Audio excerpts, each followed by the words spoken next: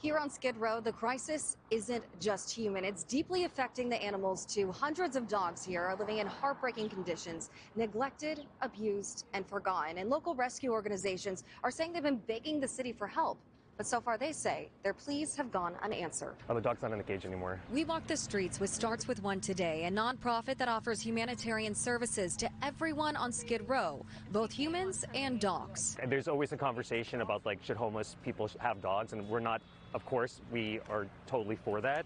But it's the abused dogs that don't get any attention from anybody. Hi, sweetie. Within minutes, we met Rocky, a 5-month-old pit bull, sick, lethargic, and unvaccinated. But he's obviously sick. Yeah, something's wrong. Joey Tuccio helped convince Rocky's owner to let them take him to a vet. Rocky tested positive for parvo, a deadly virus. He may only have a few days left. This video posted by the Stand Up for Pits Foundation shows pit bulls in wire crates covered by tarps in 90-degree heat. There is just animal abuse happening in plain sight, and it continues to be ignored year after year after year.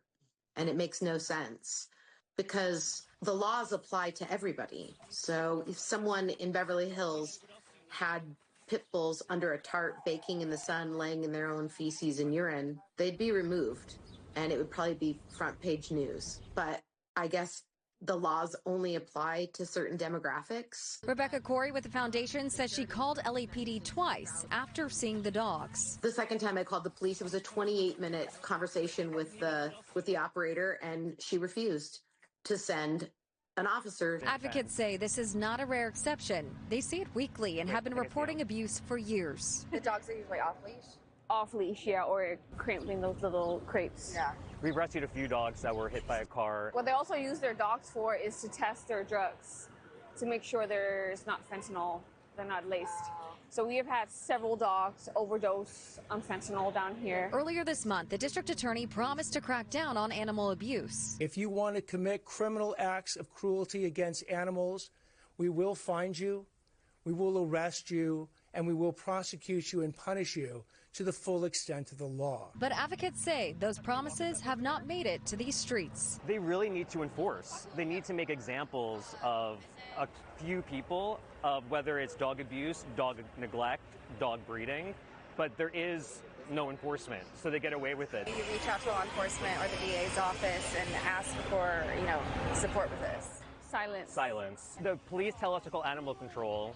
Animal control tells us to call the police. It just bounces back and forth. Rocky is now in the emergency hospital fighting for his life. Rescuers say for every dog they save, dozens more are suffering, and until the city and county enforces its own laws, these dogs will keep dying in plain sight. Beautiful angel. On Skid Row, Amanda Starrentino, KCAL News.